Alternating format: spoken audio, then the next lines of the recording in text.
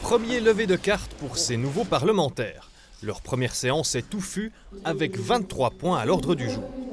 Si j'avais été propulsé là sans forcément m'être préparé, j'aurais un peu pas touché le fil sur tous les sujets. On parle tant des passages piétons que des places de parc, que des stratégies en fait, énergétiques de Moutier. Donc on parle vraiment de tout sujet. J'ai déjà été dans les conseils de ville en tant que public pour regarder comment ça se passait. Et là, c'est la première fois que j'avais mon siège. Et ouais, ça s'est bien passé. Léonard Paget, 19 ans, n'a pas chômé pour sa première séance. Il a déposé 2 motions ainsi qu'une interpellation demandant au conseil municipal de bannir le mot mademoiselle de l'administration. J'ai à cœur de défendre la population, aussi d'amener des nouvelles idées au conseil de ville. Et puis je pense qu'il n'y a pas de temps à perdre pour ça. C'est pour ça que j'ai pas hésité à être actif dès le premier conseil de ville, même si c'était un peu stressant, j'ai pas l'habitude de ce genre de situation, mais ça s'est bien passé, je suis content.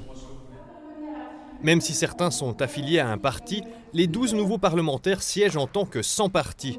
Cela est dû à la façon dont elles et ils ont été élus. Lors d'élections libres, il n'y a pas de dépôt de liste.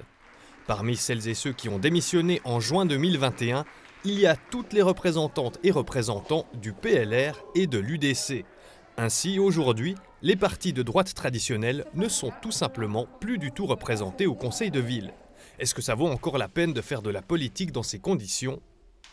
Je ne sais pas s'il n'y a pas une représentation de droite autre que nous. En fait, je ne les connais pas, donc je ne peux pas le dire. Nous allons voir dans l'exercice de l'Assemblée comment les choses se passent et quelles sont les positions que les uns et les autres vont prendre. Ça n'est pas parce que la question jurassienne n'anime plus principalement nos séances que les décisions qui sont prises deviennent moins importantes. Je trouve que ça vaut toujours la peine de faire de la politique, même si on est forcément du même bord politique ou bien qu'on partage certaines convictions similaires, on n'a pas tous les mêmes visions sur les mêmes objets en fait.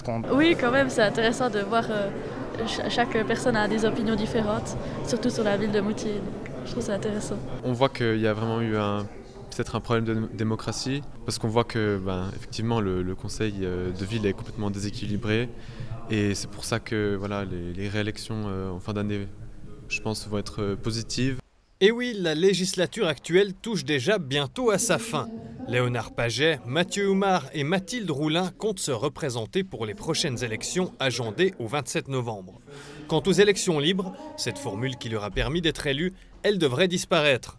Le conseil de ville a en effet accepté une motion qui demande que le conseil municipal revoie le règlement concernant les élections.